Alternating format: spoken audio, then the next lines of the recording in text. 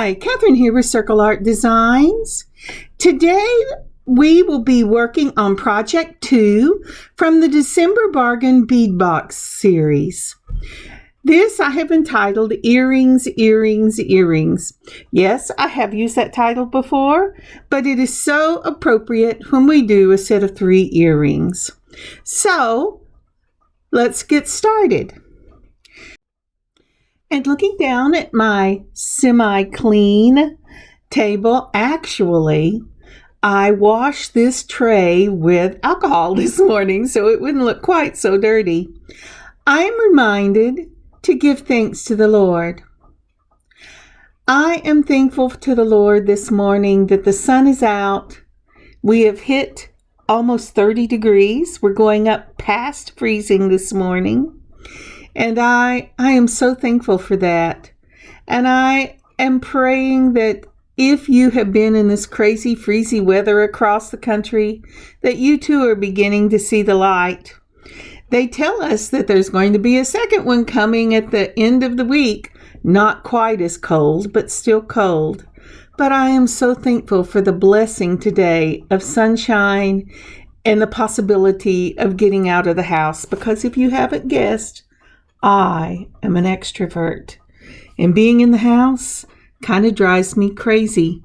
That's why I look forward to seeing you and making this video every week so that I can have the pleasure of your company. Okay, let's look and see what we're going to do today. So looking down at the mat, here is what we'll need for the first set of earrings. For my own stash, we'll need 4, 5, and 7 millimeter jump rings and lever back hooks or hooks of your choice. From Bargain Bead Box, we will be using these Teal pendants. My own stash will be using 3-inch and 1.5-inch eye pins and head pins.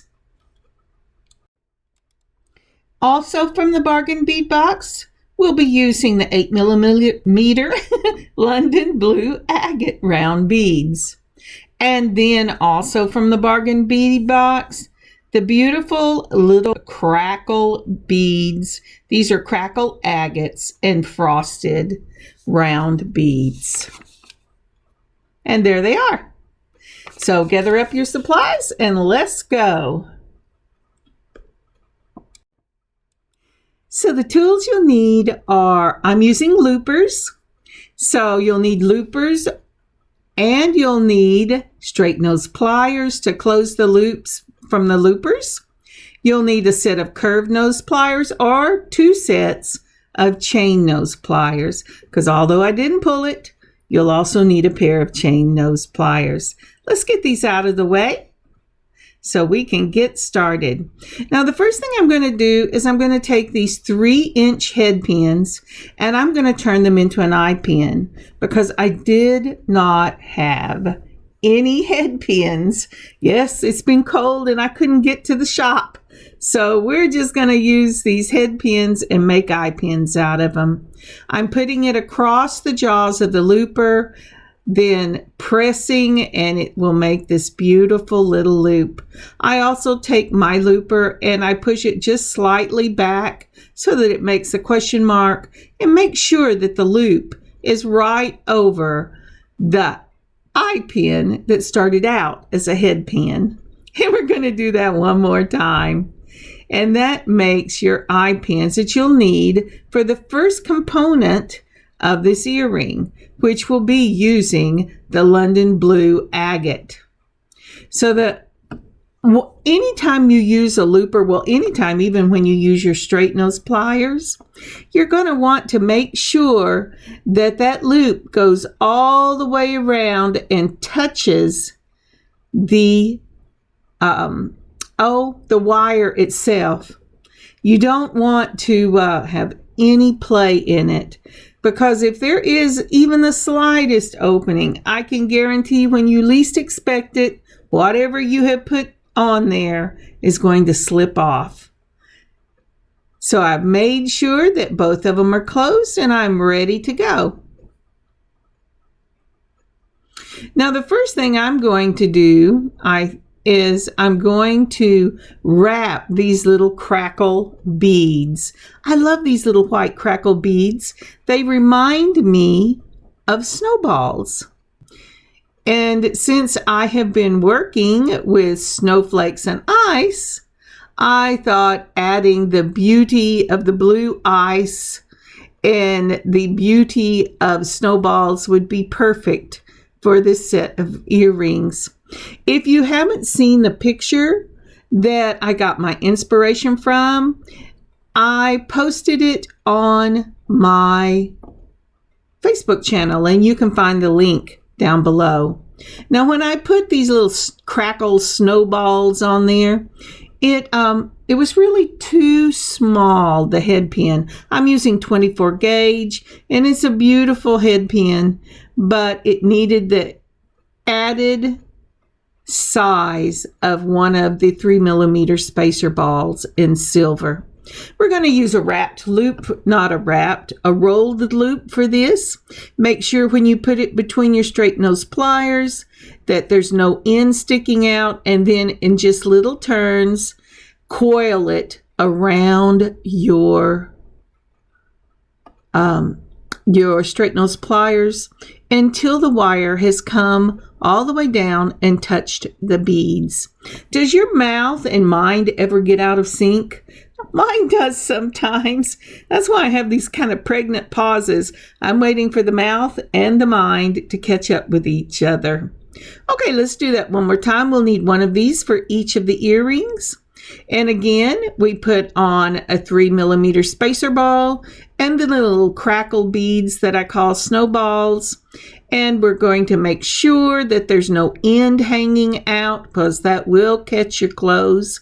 And then in little twists, you're going to make, I slipped.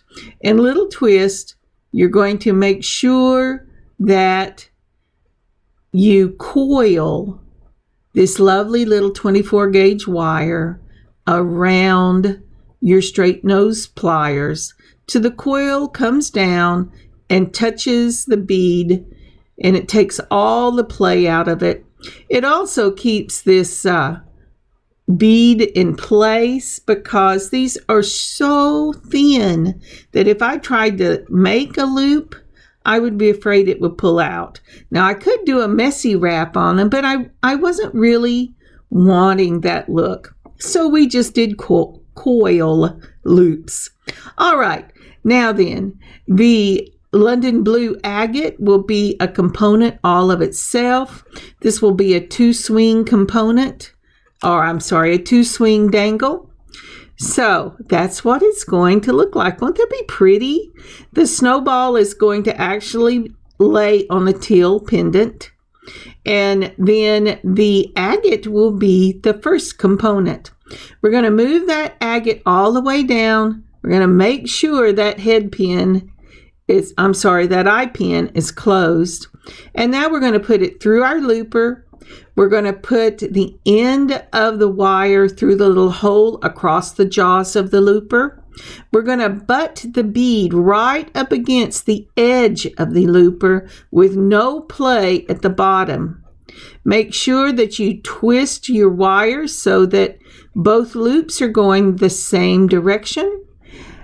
Mash the handle, pull it back a little bit to get that beautiful little question mark so that the loop sits right over the top, and you have got your first component. Let's do this again.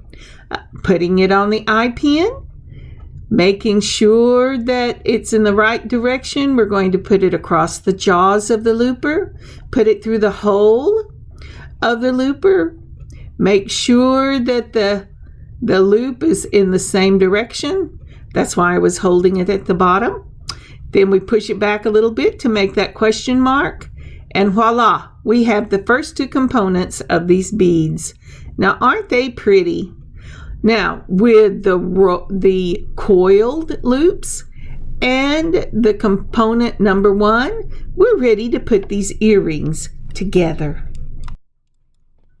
And would you take a moment and like and leave a comment for this video? And if you haven't yet subscribed, would you please subscribe and help this channel? And sharing it would be just amazing. I would love all the shares I could get. Thank you. Now then, with your chain nose and your round nose, what I did was I opened the jump ring. And we're going to do that again right here. I opened that big jump ring by mistake, so now I'm having to start with the little one because that's the one we want. Hold it between two, twist one wrist. It opens. Get your hands back up in the picture, Kathryn. There I am. Eventually I went, oh yeah, I can't see myself. When it's off to the side, I kind of have to lean way over to look and see if I'm there.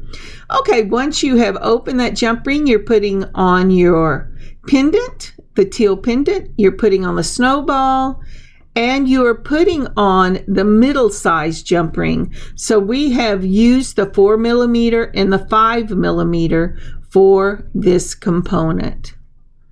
And it looks just like that. Get your hand out of the way, Kathryn. There you go. So that's the way the first or the bottom component. Okay, so now then we're going to open that jump ring, and the jump ring, the 5mm that we had not opened yet, we're going to open it up with the twist of the wrist, just one twist, don't pull, we'll be all sad. And then go ahead and put on one side of your London blue agate component. And then we're going to close this one up.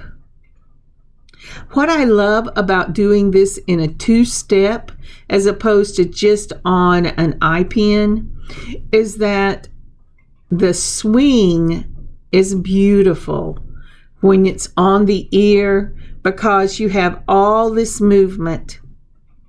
And you're going to have to wait just a minute till I can lay this down and get out of the camera focus. So that is what it looks like. Isn't that pretty? And then we're going to just go ahead and use the largest of the jump rings, that's 7mm. And we're going to go ahead and put on the top of the blue agate onto this. Oh, I had to lay it down because I decided to remember to double check and make sure this was closed. So I made sure it was closed. I'm picking the jump ring up that I opened with a twist of the wrist. I'm putting on the completed dangle. And then I'm going to add my lever back. Oh, isn't that lovely? I just love these earrings. You know, if they stay in the store too long, I'm going to take them out and put them on a pair of clips and wear them myself. All right, so putting it on the lever back. Now, you want to make sure that the front of the lever back is facing the front of the teal component because there is a slight difference in one side and the other. There's just a slight bend on one side of that, what they're calling a pendant. I would call it a finding because it's just perfect for earrings. But in the bargain bead box, it's listed as a teal pendant. Okay, Kathryn, you're too far down, up. There we go. And now let's get the other one done by the magic of video. Yay! Here's the first one. And here is the second one. I just love these. They are so pretty. Well, I think this is amazing for our first pair of earrings. Now, are you ready to go to the next one? Let's go.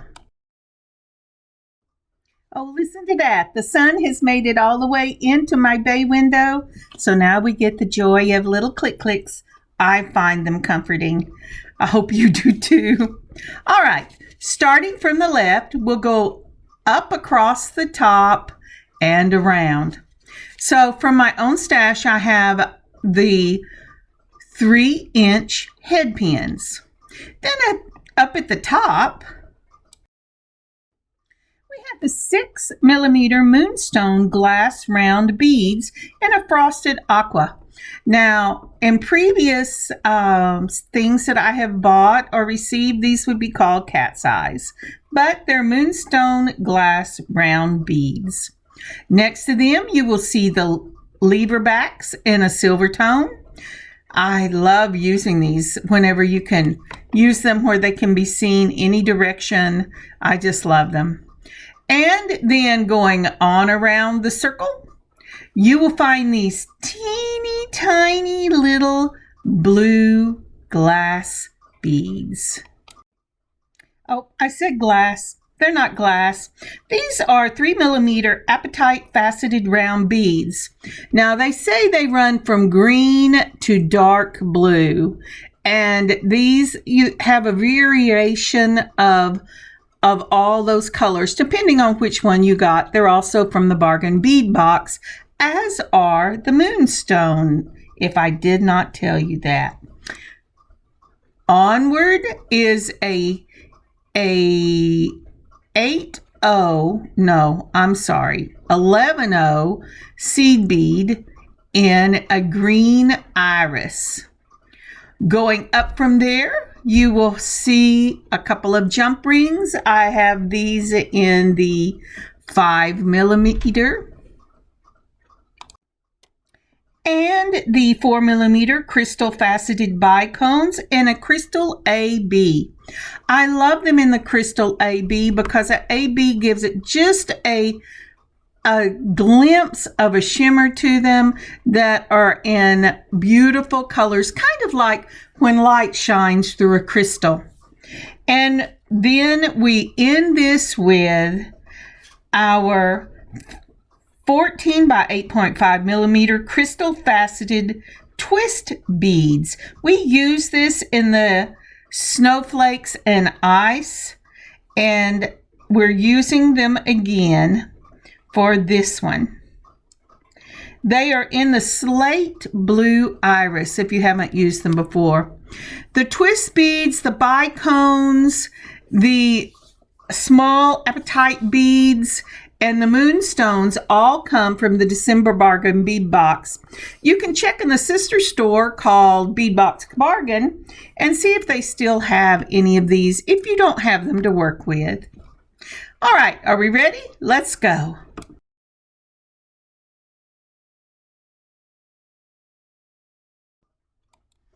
And just a note for this as I'm cleaning off my work area so I can get to it. We'll be using a 7mm and the 8mm in the seed beads. For jump ring and seed beads, I liked it better when I got to that part. All right, once I have my head pin straightened out, I'm going to put on one of the apatite beads. And then I'm going to put on one of the crystal AB bicones. And when you're doing a bicone, make sure you get the ends pointed the same way. There is a big end and a small end. Next, I am putting on the Moonstone. And I'm kind of trying out two different things, and I'll show you that in a moment. And then I'm going to put on another bicone and another of the apatite beads. And where did the is it still stuck in my finger? Oh no, it didn't go on. Okay, so I'm going ahead and putting on the apatite bead. Isn't that a funny word? You know, a lot of these things I have to look up on Google for me to know how to pronounce them. And so that was my first idea. And to be real honest, when I drew this up, this is the one that I went with. But I'm going to try something else because I think I want this to be just a little bigger. So I'm going to put on another Moonstone. So it would be bicone, Moonstone, bicone, and then an apatite bead. And I really like the length of it this way, but you know, I'm a color person. And so when I look at this, I think, boy, it sure is all about the same color. Is there something I can do different? So let's move this out of the way so I can lay that down. I'm going to go ahead and pull in one of the other 3-inch head pins that I got for this pair. And I'm going to start with the Apatite, and you have to be so careful with these Apatite beads. They are so delicate. And then, let's see, do I want to put on a bicone here, or do I want to put on,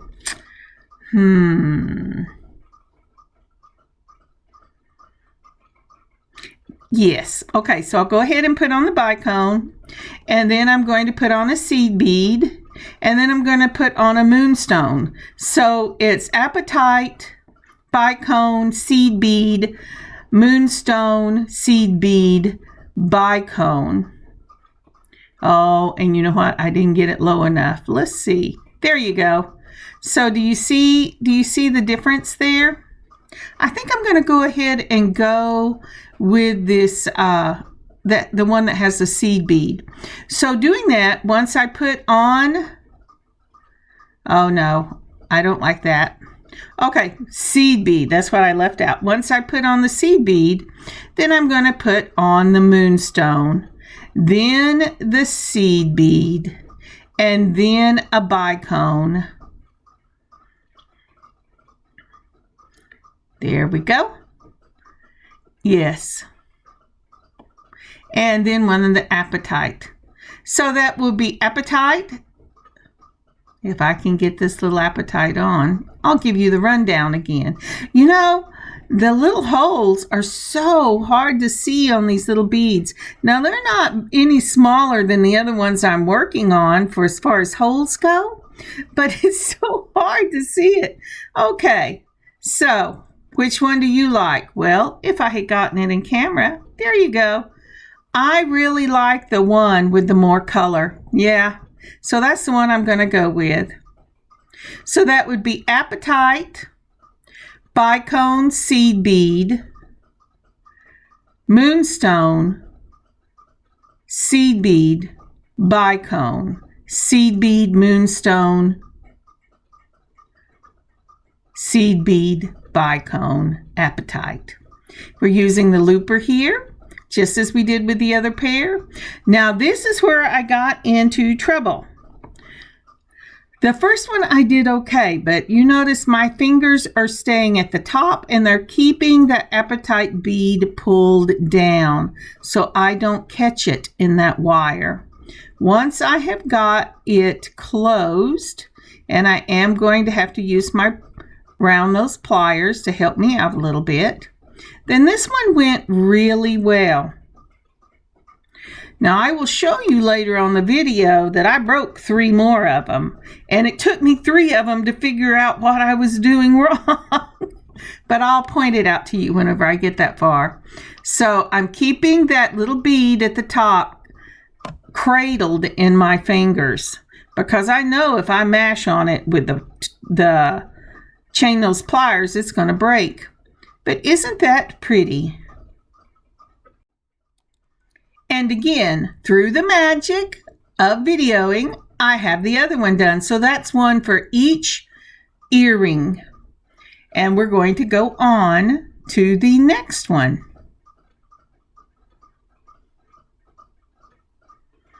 We're moving everything out of the way that I don't need. Now our next one, we will be using the twist beads in the slate blue, as well as the Apatite, the bicone, and the seed beads. So here I'm laying it out to decide how I want to do it, because whenever I drew it out, I did not add seed beads. So we're starting with the Apatite. Then I'm putting in a seed bead. I had a memory lapse looking at my paper. I'm sorry, a bicone, and then a seed bead, and then the twisted bead. Now I'm going to check here to see if that's really what I want to do. And let's see. Let's see what it looks like with the seed bead right next to it. Okay. And off it comes. That was not it. So let's see here. Now I have the seed bead and the Apatite. I have to get back to that section. Sorry.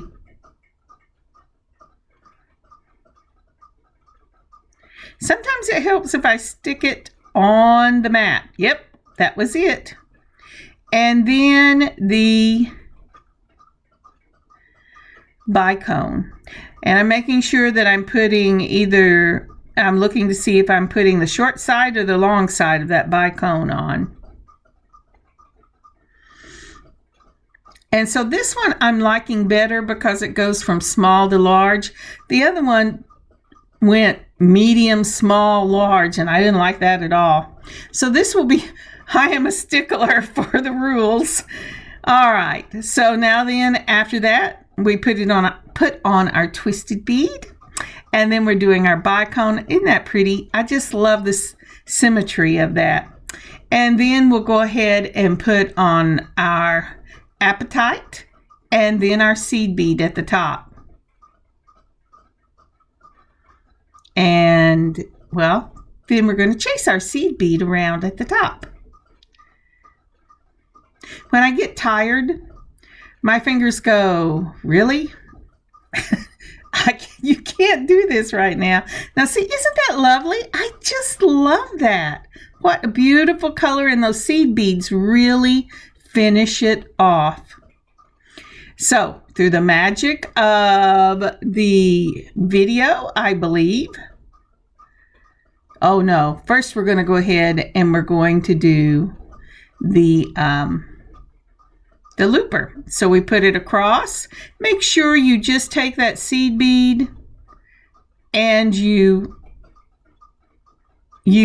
when you use the looper, and you put the seed bead against the edge of it. So just like with our others, we're going to take the loopers, we're going to put it across. Now you will not have enough to go into the hole, but just hold it firmly with the seed bead up against the side, and then you will, I'm being careful on how I'm pulling on this, and then we will get that done. And through the magic video, as I said, we will have the second one done.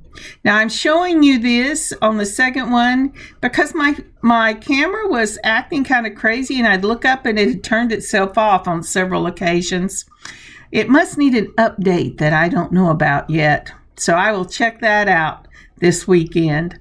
But I'm closing it. I'm holding on to that apatite bead so it doesn't get caught on anything.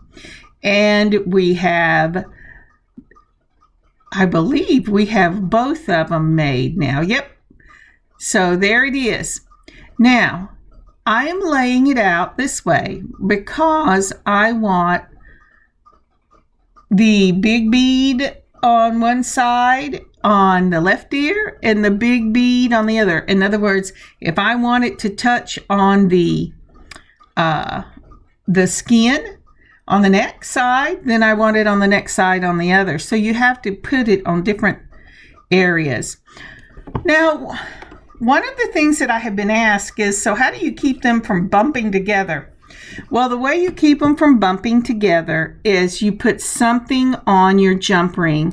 I have discovered that the 11/0 or 8/0 seed beads are just perfect for that because it gives it some space.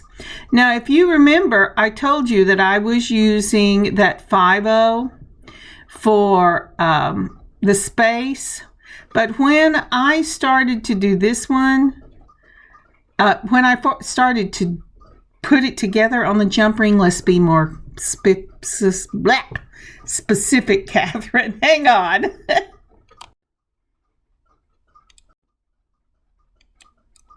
I decided that that was too small, and I went ahead and went up to the 7mm jump ring. That way I can put a seed bead on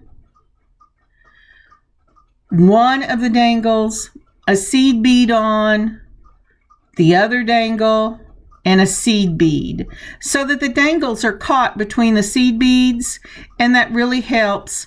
Now, I find holding the larger jump ring in my hands easier to manipulate whenever I'm putting on the seed beads, but you know, if you want to hold it between to just a plier in your hand, that's great. I just really needed it in my hand. Okay, before I close this up, I'm going to go ahead and put my lever back. And the reason I am is I want this to face forward. So if I use only one jump ring with the lever back earring wire, what happens is the lever back is in a vertical and the jump ring is in a horizontal, and it will keep your earring to the front when you put it on. Isn't that cool? I'm a big thing for seeing it from the front. All right, then through the magic again of video, because I already know this is going to be a long video, I have done the other. And do you see how I said it was important for you to lay out those dangles first? So the twisted beads for me would be on the inside touching my neck, and the long ones would be on the outside. But you can wear them just by flipping them either direction. I think that's awesome. On to the next pair. So I've cleaned off my workstation and I am ready to take out the next little packet. You know, I had packets for all of these and I do not know why it did not record, but it didn't. Like I said, it kept cutting out on me and I'd look up and I go, oop, gotta do it again. So I'm just pleased that this one got the little packet poured out. Now I'm separating everything to see what I need. And I just love these beautiful chandeliers. These will be for the earrings. I bought a whole bunch of these back at the beginning of this last year and have used them and used them and used them. I got them off of Amazon. And the other thing is the 3-inch head pins that I pulled out. And I'm going to be using the lever backs again because I really, really want these chandeliers to be able to face forward. I love facing forward earrings. So let's add a picture so you can see exactly what I'm going to use here. I do not have a picture of the chandeliers, but I have everything else. So here we go. Starting in the left corner, we will be using the 6mm Crackle Agate and Frost rounds. Then we will have the 3-inch head pins. You're going to need 6 of those if you're using a 3-hole chandelier, for one for each side. Then you will need the silver tone lever back ear wires, or really any ear wire that you want to use. Next, on that bottom to the left will be the 4mm crystal faceted bicone beads in the crystal AB, and the 3mm apatite faceted round beads in various shades of green to dark blue. Remember, it depends on what's on the string that you got. Then also, that's not listed, well, they're actually way up at the top because it was the best picture I could get. You're going to need 2 jump rings of whatever size you want to join your chandeliers to the ear wires, and you're going to need 2 3-hole chandeliers, or 3-hole, not hold, but 3-hole chandeliers. Now you can use more or less, but that's the ones that I chose. Okay, let's get started. I came home a while ago to a flooded front yard, water running down the road and down the driveway. It seems that we had the pipe burst that went from the house to the underground sprinklers. So keep us in prayer that we find a plumber soon. Thank you. All right, now right here, what I'm doing is I'm laying out my pattern for the chandelier. You can make all of the dangles for your chandelier the same, or you can make the two on the outside the same and the one in the middle a little bit longer or a little bit shorter. I like the point in the middle, so I'm going to make my dangle in the middle a little longer, and I want to see about what it's going to look like. So I've already done this and I have it drawn out, but I wanted to do this part so that you can see kind of what I'm doing. Now, whenever I am doing this, because I made these kind of earrings in bead weaving for years and years and years, with teeny tiny little seed beads that even with magnifying glasses, my eyes have trouble seeing anymore. I always laid the pattern out. What you want to do is or at least what I want to do, is I want to get a V going for the dangles. So as you watch this, you'll notice I'm moving the pattern around a little bit at a time until I get that V look that I want. Now, to bring the Crackle frosted white down some, I have added another bead at the top in the center in the Apatite beads. The reason for this, again, is because I like the V, that chevron look, and so I want to give it just that little extra space. Then the next thing that I did was I also put an added crackle at the bottom. So always starting at the bottom when you're using eye pins, just the opposite of when you're doing bead weaving. You build with your Apatite, your Bicone, your Crackle, your Bicone, and your Apatite. Now, why do I put these teeny tiny little beads? If I was doing bead weaving, I would be using seed beads, and they have plenty of room so that they don't lap over each other. But when you are putting them on head pins, you need to allow space at the top so that they don't lap over and get locked up. If it's too tight, they go in funny angles. So always put your smallest beads at the top to give it the space that you're going to need for the big beads later on. So again, I started building at the bottom. This time I put an Apatite, a Crackle.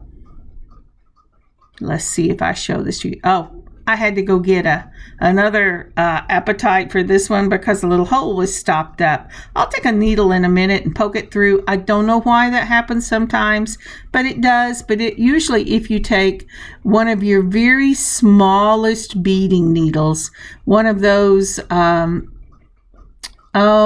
you use for beadwork on leather. Well, I don't know if you have the ones that you use beadwork on leather, you can get it to go through.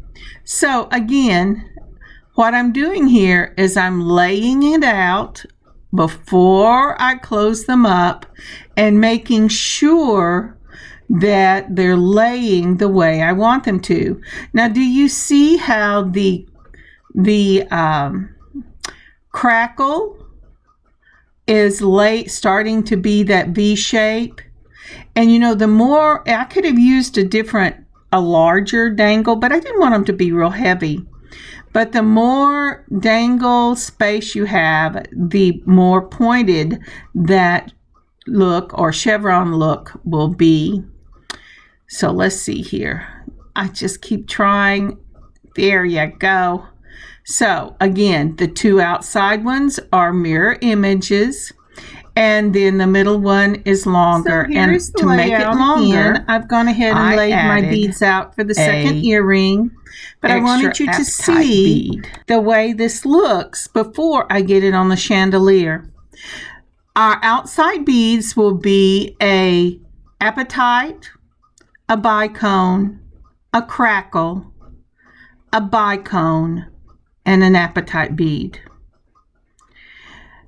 On the longest one, I have an apatite, a crackle, a bicone, a crackle, a bicone, an apatite, and an apatite bead. Then for the outside, it's the same as the first one, which will be an apatite, a bicone, a crackle, a bicone, and an apatite bead. And I love the way this looks. Before you put your loop on this, make sure that you love the way it looks. If you don't, now is the time to take off whichever one you don't like and play with the beads a little bit. Now remember what I said, this is very different from bead weaving earrings that look similar to this, because when you bead weave, normally you're using all the same size seed beads and they fit together just like a glove. But when you're using other beads, you have to take into consideration, where are my beads most likely to crowd each other? Where are they most likely to need more space? And where are they most likely to bump up against each other and make it the dangles hang in funny angles? Once you have figured that out, and it takes a few times of doing these types of earrings, or at least it did me, before you figure it out. But when you do, then it comes natural to think about a smaller to larger. And if you look, I have my smallest bead, my medium bead, and my large bead. And where I have two large beads, I have added a medium or small bead to give it that chevron look and also give it the space it needs. Okay, let's continue.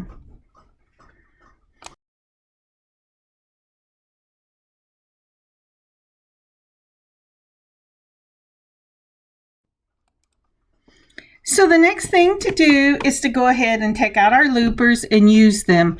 Now, if you remember in the second pair of earrings I did, I told you I had some trouble with these apatite beads breaking them. This is where I broke them.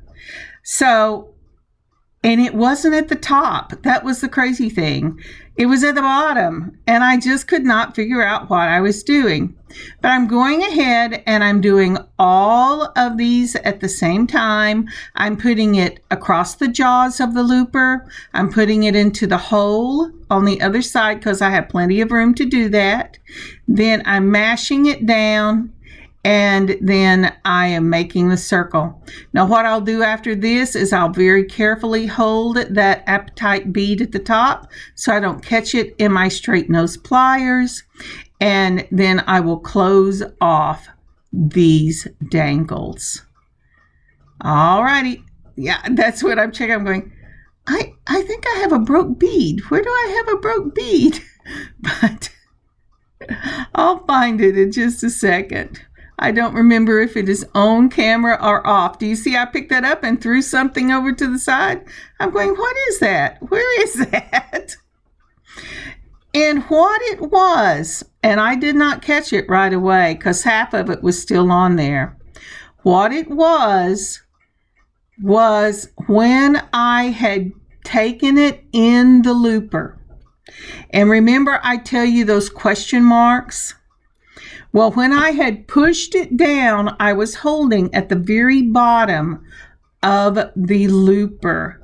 And what I did was pushing it down against the head pin, I busted the bottom, and it took me 3 tries before I got one that worked. I could not believe it, but I did. So, onward. We're now holding our jump ring between 2 sets of pliers. We're twisting with one wrist, opening the jump ring. Then we're going to put on the dangle from one of the sides, be it for the far side to the right or the far side to the left. I always start out with the sides and move in, but you can do it however is easiest for you. I just find having something in the middle swinging when I'm trying to do the ends a little distracting. So I made sure my dangle was closed. I'm picking up my open jump ring and I'm putting the dangle on. Now I'm going to decide which side of this chandelier I want to be the back. And I'm putting the back on facing up. That is so that when I close these jump rings, all of the closures will be on the back of the earring. So again, I jump ring, dangle, chandelier with the back facing up. And that way, all of your jump rings on the front are solid. We'll do it again. We're going to take our jump ring. We're going to open it up. Take your plier. Take your next plier. Twist with the wrist. I know I've said this before, but please don't pull these. Like clay, jump ring or wire has a memory, and it weakens it even if you can get it back together. If you pull it apart, it weakens it, and when you least expect it, that wire will remember what you did and it will pull it apart because it gives it a weak spot. Just like with clay, it will give it a weakness in that area to go back to what it did. So there goes on my dangle. Then I've made sure I'm putting what I had the back on and closing it up. And I'll do that with the other one, and there you have it. I'm sorry, the little piece where I was doing the other one decided it did not want to be on there. It was again when I looked up and I went, oh my goodness. My daughter came through and said, hey Mom, did you know this is quit recording? I said, no. So again with this, I'm looking to see where the back is and where the front is. So I know that everything is going to be facing the correct direction. I went ahead and took it off and put the front to the top. Now I'm going to put on my, I'm going to put on the chandelier with the back facing me. Then I'm going to put on so what I did was I switched sides so I would know which one was the front, and I could get the wire, the ear wire facing front. So the back is on the side with the straight pliers, and the front is on the side with the curved nose pliers. You know, it's just a little detail, but it's one that kind of drives me crazy when I see jump rings sometimes closed in the front and sometimes closed in the back. And there you have it. Isn't that a pretty, pretty piece? And now through the magic of the video, we have 2 of these finished. They're so pretty. And let me put some pictures up here. Thank you so very much for joining me beading adventure today. I have loved making these earrings. They will not be in the shop tonight, but I will work on getting them in the shop tomorrow. I hope that you have a wonderful beading adventure of your own. You say, well, I don't have these beads. Well, look in your own stash and pick some things out that you would like to see done in this style. It is so much fun. Have a great evening, and I plan to see you on Friday. God bless y'all. Kathryn, circleartdesigns.square.site.